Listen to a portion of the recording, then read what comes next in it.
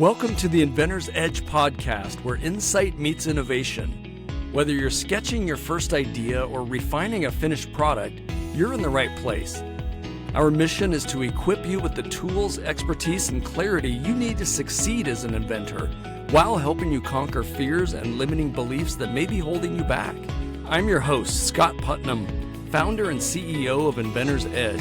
Before becoming a seasoned product development coach, I was a wide-eyed inventor with a head full of ideas but no clear path forward. I know firsthand what it's like to feel stuck, uncertain, and overwhelmed. Fast forward to today, I'm a successful entrepreneur with multiple licensing deals and products on the market. I'm committed to helping inventors like you overcome obstacles, conquer fears, and transform your ideas into tangible success through proven, actionable, step-by-step strategies that deliver real results. Join us as we bring in industry pros, share expert advice, and dive deep into the world of innovation. Ready to turn your ideas into reality? Let's get started.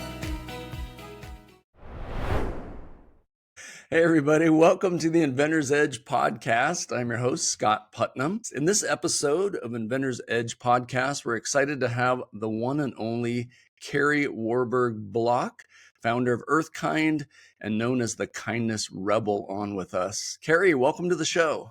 Hey, I'm so glad to be here with you, Scott. It's an honor to have you on. Thanks so much. Kari began her entrepreneurial journey as a farm wife with an annual income of just $18,000. And despite some limited resources, you identified a gap in the market and saw a potential to build a successful business, which you've definitely done. Kari has transformed her small pest control business into a $360 million empire today. It's so amazing. Kari revolutionized the industry by producing a non-toxic pest control solution, which is near and dear to my heart, through her unwavering determination, innovation approach, and successful lobbying efforts in Washington, D.C. Welcome, Kari. Tell us where you're from and maybe just a little more about yourself. Well, I'm thrilled to be here today. I am coming to you from my home in Denver, North Carolina. Our factory is just up the road in Mooresville, North Carolina, which is known as Race City. So if you're NASCAR fans, that is where we operate and that is where we do business. To give you a little bit of background, the longer elevator pitch of how I got here, I grew up with a father who was an entomologist, and my dad loved bugs. He loved them, loved them, loved them. I was a kid who did not. I did not want them near me. I didn't want them in the house, let alone in the next door to my bedroom where there was thousands of specimens. In my mind, they were coming alive at night and they were going to come and get me. And on top of that, I was kind of a strange little kid. I didn't like to kill things and I didn't eat meat. I had this thing in my head that it was unkind to do. And that didn't make it very easy to have a father who made a living killing bugs. And I asked him one time, why do you do this? Why do you kill them? You love them so much. And he said, that's the business model, honey. That's how we make money. People don't want pests in their home. And I get that part. I didn't want them in my home either. Well, fast forward all these years later, I was on a farm in Western North Dakota and a mouse ran up my leg. And I thought, it was literally freaky because they kept running and it was scrambling around. And I'm like, oh, it was the most awful experience ever. And I thought, wow. If I'm going to live on this farm and work with nature, growing crops, we had a 1,100 acre small grains farm. Mice were a fact of life and there was really nothing you could do about it, or so I was told. But this little rebel in me said, I think we need to do something about this. I called every company out there that said, including the global rodent leader who my dad worked for, and said, do you have anything that's like kind to me and my pets and wildlife? I don't want to kill them and then, poison things around me. And they just kind of pretty much laughed and said, come on, lady, kill them and be done with it. And I just felt, personally insulted by that, I guess, because it went against the values that I had. And Mm-hmm. so I started seeking a more humane, more sustainable, more eco-friendly way to control the pests. And that's really what kicked off my journey. And as you said, starting with nothing, like Mm-hmm. 18,000 a year, it was literally, how do I get gas to go to town to buy groceries? I mean, we were that broke, as a lot of farmers are, because we were small. We weren't the big farmers. We were regenerative, so we weren't on the subsidies playing the game. It was a really Yeah. rough road to hoe. Man, I think for a lot of people that have that experience where they have more of the humble beginnings and then build, build their wealth and build businesses, I have to believe they appreciate it more. Can you talk just a little bit about kind of leadership and entrepreneurship, like a bit about your journey Sure. transitioning into starting your business and some of the lessons that you learned doing that? And, Yeah. anything that comes up for other aspiring leaders would be awesome. One of the most common things that I'm asked when I'm out speaking or at universities, whether it's entrepreneurs or just people that have some kind of a dream, something in their life they want to make happen. The world tells them it's not possible, nobody's done this, Mm-hmm. you're crazy to think this. But they have this still small little voice inside that says, I think I have something here. Maybe I could change something, right? It might even seem audacious. I think almost everybody has something in them they're born with, that a voice that tells them, do this. And becoming a leader is oftentimes, to me, more about becoming so authentic with yourself Mm-hmm. of what could I do? What could I really, really do? Mm-hmm. And I had to find my voice to do that, because I was a kid in high school. I would have dropped out if I would have had to be in speech class. I was Mm, like dangerously introverted, I'd mm, come in and do my thing. I just really didn't engage a lot. I kind of like to learn, but yeah, I just didn't take the time. My mind was always off dreaming up things, I yeah. was dreaming up things or doing, like, inventing things. Ever since I was a kid, I was inventing things, formulating things, just doing things that I wanted to try, various challenges or whatever. So being an entrepreneur was kind of a natural evolution for me, because the only way, like, to get rid of a pest is one thing, to do it in a natural way was pretty innovative. Hmm. But most inventors don't take the step to become the leader, right? To say, okay, I have something here and I'm going to make this work. And I'm going to Hmm. figure out a way to make this work. So finding your Yeah, voice is such a key part of that, because you have to actually tell people what you want to do and what you yeah. envision. And as crazy as it may seem, and people thought I was crazy, I had one lady, Edith, a next door neighbor, farm lady. She's like, you know, I really like you, but I have to tell you the truth. What you're doing is kind of it's kind of stupid.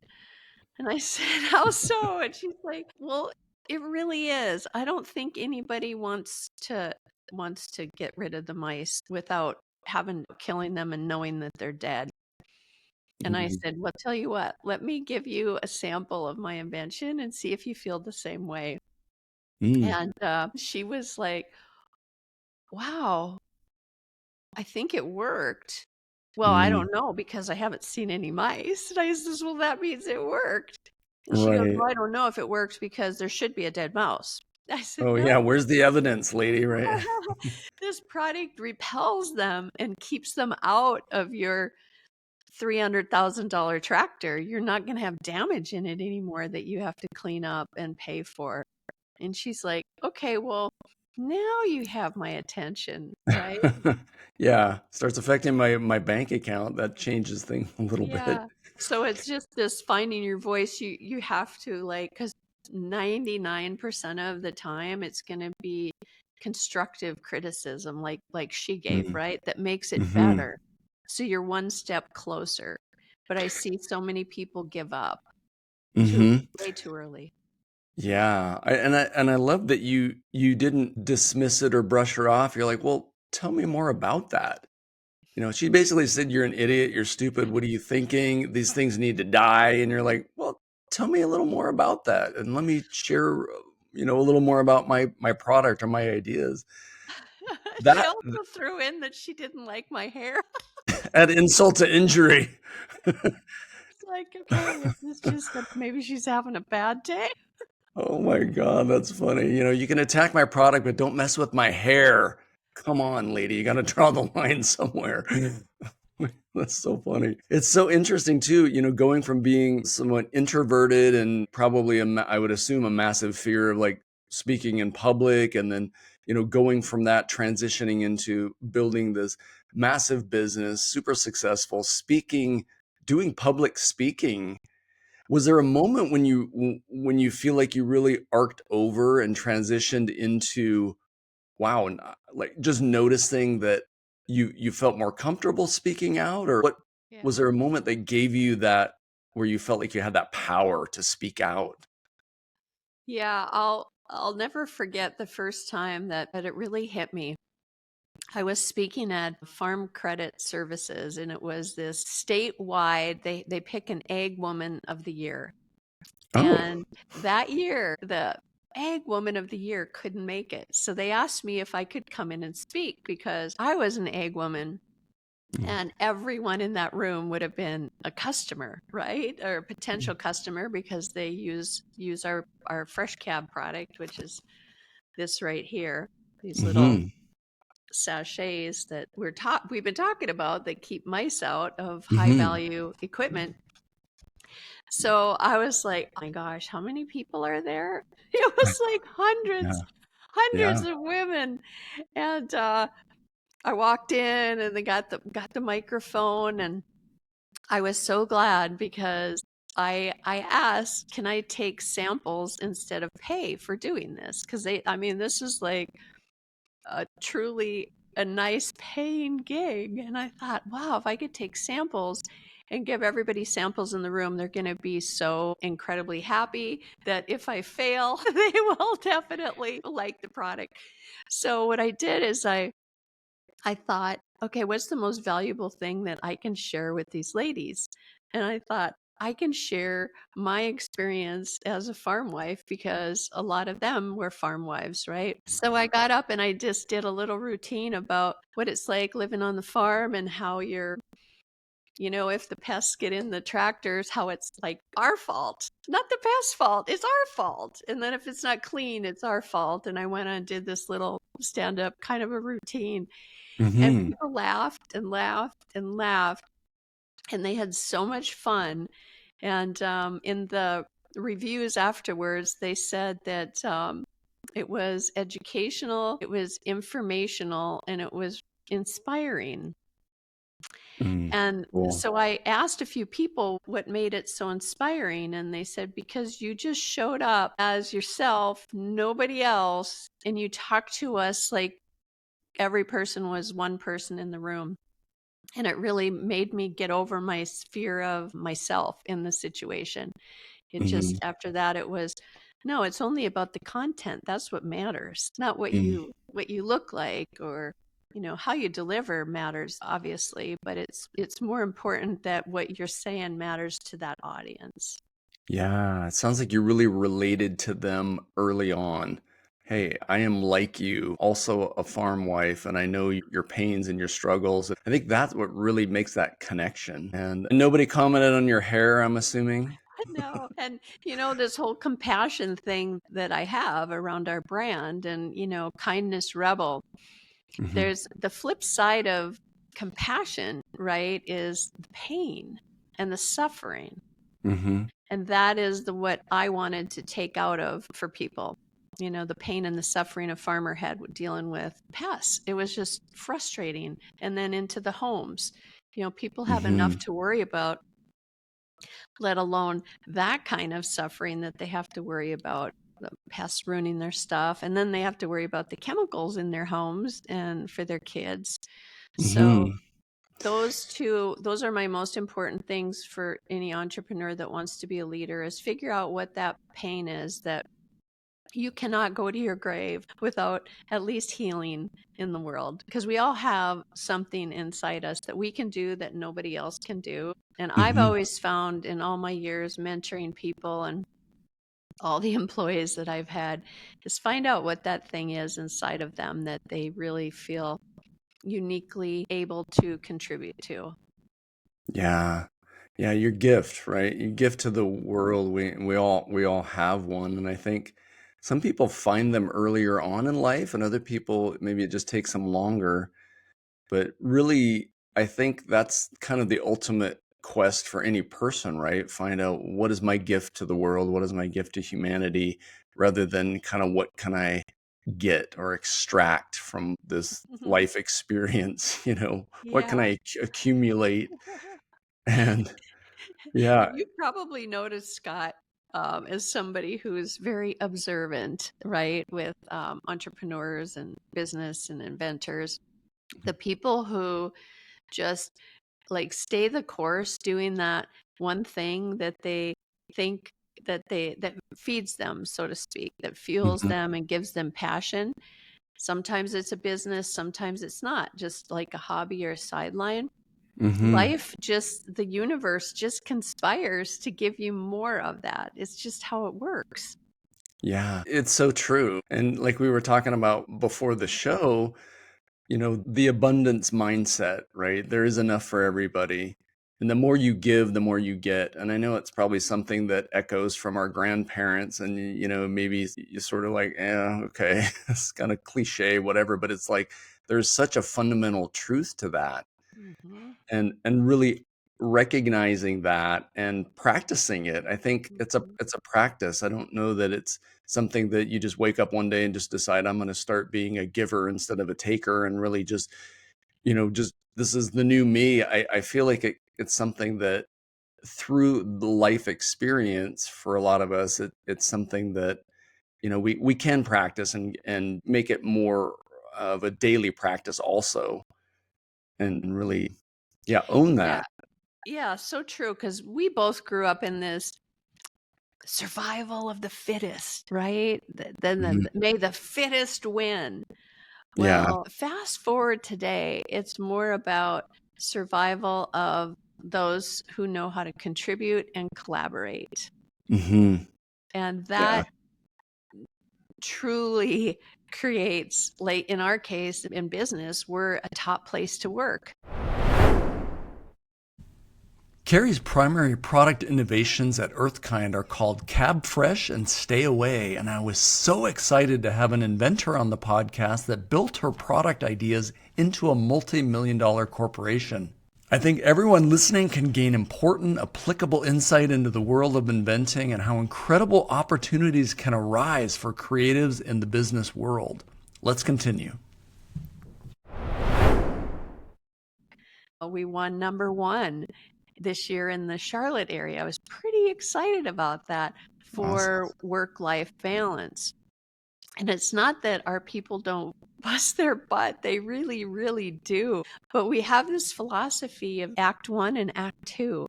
So, Act One, you give it your best, but you also need to give Act Two your best, because that's your family, right? That's what you do after work. And we want our people energized and excited to go home and do Act Two. So, Mm. that requires a lot of things, is like making sure you're doing the work that fuels you, right? Yeah. So you don't go home feeling all burnt out and tired, and having coworkers that have your back. No matter Mhm. what, somebody at work cares about you and cares what you say. If anything happens to you or anything in your family, boom, make a phone call, and there's a troop of people to help. So there's this whole thing of belonging, um, Mm. that makes a company, unstoppable. We're, Mhm. to this day, yeah, like you said, 300 million empire. It's hard to believe we've made that many sales, right? Yeah. In a relatively short time compared to what our ancestors, how long it took to grow a business. But we've Mm. become debt free over that time. We're Awesome. Yeah, we're growing, we're meeting our goals, which is pretty exciting, especially coming through this last pandemic and all of that. Yeah. So kindness and collaboration and yeah, diversity, all of that stuff that works for nature, it works in a business too. It Yeah. doesn't have to be just kill or be killed. It's such a That's myth, man.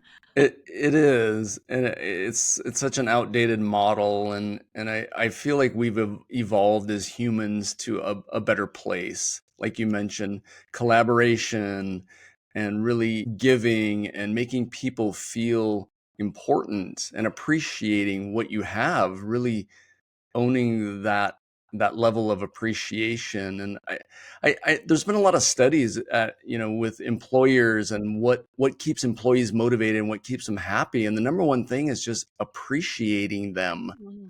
Raises are great, but paying them more doesn't give them that, that intrinsic internal, I really feel good about being in this environment and I really feel good about the people I'm with. So I love your act one, act two. That is so cool.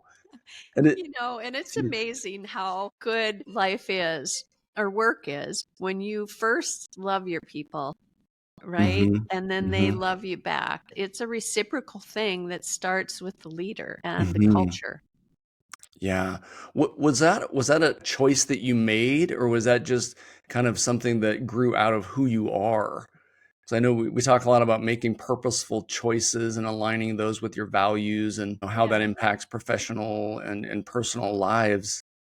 So to me as a leader, here's the one underlying premise that I've always had, that anything is possible, right? As long as you can get people interested, hmm right? Because it's the power of we, which is hmm big, right? Versus the power of me, which is hmm one. And going from being an entrepreneur then to having this enterprise, then to becoming a leader who's leading teams and growing other leaders. I always think of it as volunteers that I'm working with. I make mm sure that like our pay that we meet whatever the local is for a person, right? So this is what that role pays, this is what those skills pay. We do best in benefits in that. But to me, I feel like every day it's my job to enroll my people, like re-enroll them every single day, every time I see them. Are you still in? Are you still with us? mm And that takes knowing and understanding them as humans and what motivates them, what they find interesting, because it's not always the same, hmm you know? So I've seen I've had phases. I have one gal that's been with us for 15 years, I think. I think something like hmm that. Wow. She started working for me in the North Dakota office and she was answering phones. She was in customer care. Now she's got considerable more responsibility, but she had little kids and she brought them to work and her life situation has changed a few times over that time. And hmm so we made remote work possible for her to help her in that situation. Nice. We made bring your baby to work help Cool. her in that situation. And it's amazing when other people see what you do, they're like, wow, this is really phenomenal. They really become loyal and will go through hoops, like they'll walk through barricades for you when you're that kind of an employer that genuinely, cares about them as a human and a person. Yeah, there's such a difference. I think throughout history and culture, I think that's such a fundamental thread is, does this person care about me or not? Whether it's an employer, a spouse, a parent, a sibling, whatever, a friend, does this person care about me and how much do they care about me and how are they showing that? It sounds like in your business, you're doing an incredible job of really, harnessing and communicating and having the impact of, hey, I do care about you deeply and I appreciate you. I'm so thankful that you're here. That, like, really building those strong relationships with the people, not like, all right, Bill, hurry up and get those boxes out the door. We got some deadlines. Yeah, not only that, it's about building their capabilities as leaders themselves. Because to build the strong relationships with employees, it's important to tell them the truth, right? And to give them feedback that's not just every year. It's really important to sit down with your people and say, what are you aspiring to? Let's measure your progress. And we have 20% of our employees are I call handy capable. So they're differently abled. And it is absolutely amazing how wonderful this is for the culture and how incredibly productive those employees are. And they can tell you down to the pouch if they got faster, right? They stack things better. They're just amazing. And it gives all of us this sense of, wow, are we giving it our all today? Because they show up happy. They don't miss work. They don't get sick. They don't complain. They just bust it. So irregardless of anyone's capabilities, we're always striving to get a little bit better, 1% better. Yeah, that's so incredible. Like taking the time to give them honest feedback, helping them see a vision of what they can achieve and that they can take on more responsibilities, and appreciating what they're contributing, making them feel part of a greater community. That's such an incredible thing. 20% that's a big number. Yeah. Really amazing. There's times it still definitely hasn't been easy, Hmm. but it's just amazing. Even on like this package here, right on the back of it, I signed my name. And this started years ago. One of those employees said, "Why don't you sign your products? Aren't you proud of it?" I'm like, yeah, of course. They're like, like on your fridge, and your mom put your stuff up there. I think you should sign your packages because you made them. And there are just so many of these things. One guy we had, nobody ever heard him speak a word in 2 years. Not a word. And we had this quarterly town hall, and we asked people to write on a sticky if they could make one thing come true about our brand, what would it be? Interesting. And everybody puts their sticky up there. He walks up, puts a sticky, and he turns to us and he said, "To become a household name." I don't know if anybody will ever forget that, because nobody had heard him talk. And so there's these little surprises that he knew he had a voice. He knew he had a voice with us, and he talked. So how many people do we have that if they know they have a voice, just think how good a business can truly be. I always think it's like everybody's thinking or no one's thinking if only the leader is telling people what to do, right? Yeah. When you have a whole community that's thinking of things like signing the name, those are some pretty big branding moments, really. Wow. Yeah. And so, or organic, right? Growing out of the environment that you've created. I love, like, for the finding your voice, like literally finding his voice because he felt, I'm assuming, felt safe and felt part of a bigger, community and a bigger mission. And then I'm sure the room was quiet after he spoke, like, It whoa. was. And in fact, two of those employees went on to do like really big things. Like they're fundraising now for events put on through, some of the communities they belong to. And I've been able to help and kind of mentor in that. And it's pretty amazing to see them become the top fundraisers Wow. for whatever charity it is that they're doing, and get these. I mean, I love to defy the odds, right? I just love it. And that's a kindness rebel right there. I'm like, whatever. I am in a champion that underdog for sure. Love that. Yeah, I love seeing the underdog win and seeing their journey and facing their fears and doing things. And I think as a leader and an entrepreneur, like having at least an element of that rebel attitude and that rebel DNA that says, I can do this, and come hell or high water, I'm going to do this, and I'm going to at least give it everything I've got, right? And really go for it. I think fear is one of the, I mean, we could spend hours talking about fear, but I feel like it's like the most crippling thing in humanity. And it's at the core of a lot of, problems and issues and, global stuff. But in terms of entrepreneurs, I've coached tons of inventors. So, and I'm an inventor myself, like you, like we understand our people, right? We know the inventor brain. And I think being able to recognize that in others and really bring that out and encourage them to say, hey, your ideas matter. The world needs your ideas. And with that, I wanted to ask, and I know we're getting close to time here, but in terms of, your approach to innovation and developing products and identifying opportunities, can you speak just a little bit about that? Sure. So, starting out in this business, Earthkind, it was about reducing humankind's reliance on toxic pesticides.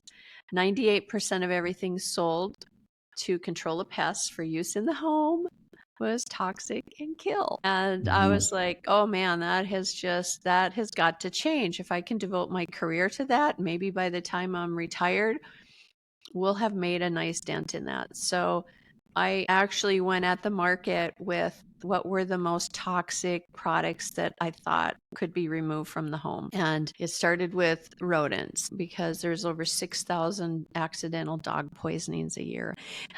Even with our product out there, it's still happening too much. But I think of that and it gets me out talking about it, right? Because I'm like, that can change. But if people don't know, it's not going to change. Spiders were the next one. Spiders do so much for the ecosystem. They're kind of like the master, I think, of they decompose so much waste. If we didn't have spiders out there, man, we'd be in a world of hurt. But yet so much toxic sprays were used in the home and it did nothing to get rid of the spider. All it did was kill one. And then, of course, nature abhors a vacuum, so it sends more. So, my approach to innovating these products and inventing them was looking at nature's operating system, right? Just like a business has an operating system, nature has its own operating system. So, each pest is very different. I figured that out and figure out how to, I think of myself as like a communications expert, actually. Like, I actually have conversations with the little critters and then do little trials and behaviors and like what is it in an environment that's going to naturally deter or repel.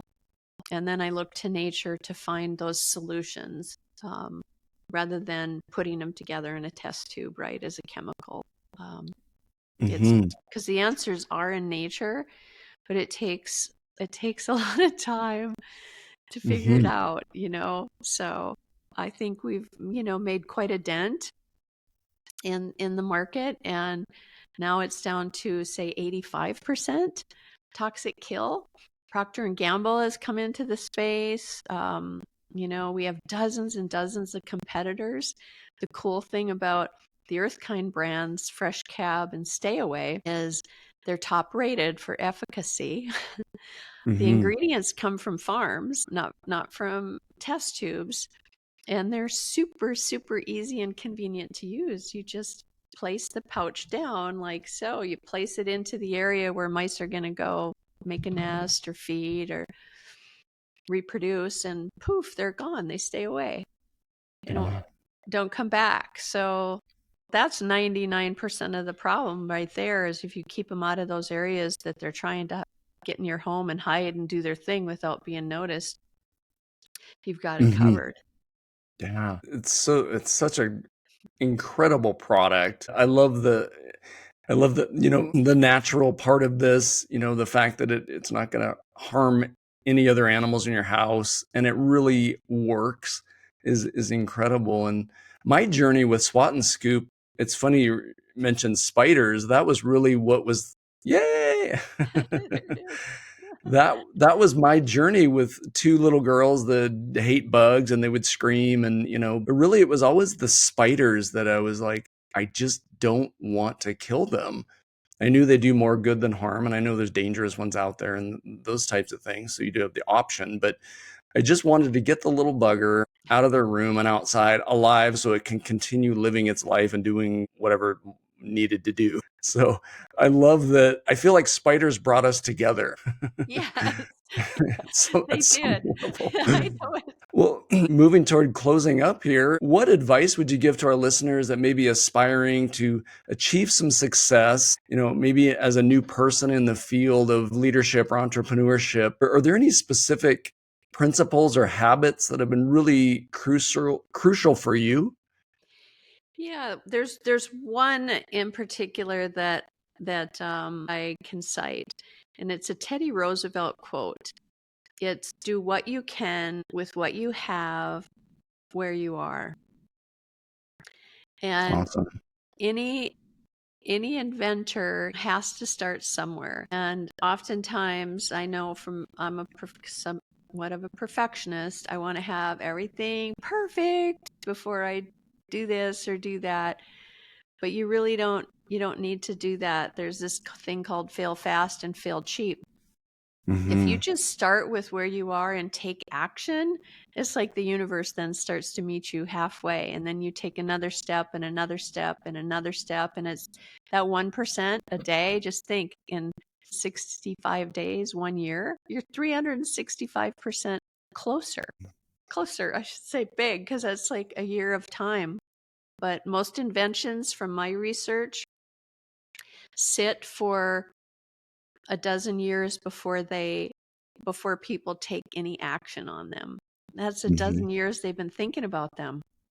Yeah, I see that after eight years of coaching inventors one-on-one. I always ask, how long have you been working on this project? And a lot of times it's anywhere from 25 years ago I came up with this, to usually it's rare that I hear, oh, I came up with it last week. And that's such great advice. I love the quote, and there's so much truth to that. All of us, we come up with so many reasons not to do things, and usually fear is at the core. So doing what you can with what you have where you are is so powerful. And that first word, do, take some action. With that in mind, any final thoughts for our Inventor's Edge listeners? Here's what I think of fear: false evidence appearing real. So keep testing your theory, and you'll get there. Awesome. Great stuff. Well, thanks so much, Kari, for sharing your story, your insights, massive contributions to the episode. I'm so grateful to have you on. It's such a fascinating topic. I feel like we could chat for the next, 17 hours straight without a break and not run out of things to talk about. That's true. I'm sure our listeners have gained some great takeaways and they can use in their own journey. How can people find your products and get in touch with you if that's something you want them to do? Sure. Go to our website, earthkind.com. We have a store locator on there. Our products are available in most stores across the U.S., from Tractor Supply, John Deere, Ace Hardware, all the way to Lowe's, Grove Collaborative, Thrive, Amazon, of course, our own website. I have my own website, KariWarbergBlock.com. If people are interested in having me on a podcast or booking me to speak to their group, want to learn about my book, I'm a published author as well, and to join the revolution, the kindness rebel revolution. Awesome. Love that. Yes, I look forward to people reaching out, and please share your thoughts, comments, or questions about the episode. Be sure to connect with us on social media. If you're watching this on YouTube, please smash that like button, subscribe, and hit the notification bell. And Kari, I appreciate you being here. I'm super excited to have you back on the show for future episodes. Thanks for tuning in to the Inventor's Edge podcast. I'm your host, Scott Putnam, and if you enjoyed today's episode, don't forget to like and subscribe, leave a review, and please share it with fellow inventors. Your next breakthrough could be just around the corner. For more tools, tips, and resources, visit us at inventors-edge.com. Until next time, invent with purpose, innovate with passion, and bring your ideas to life.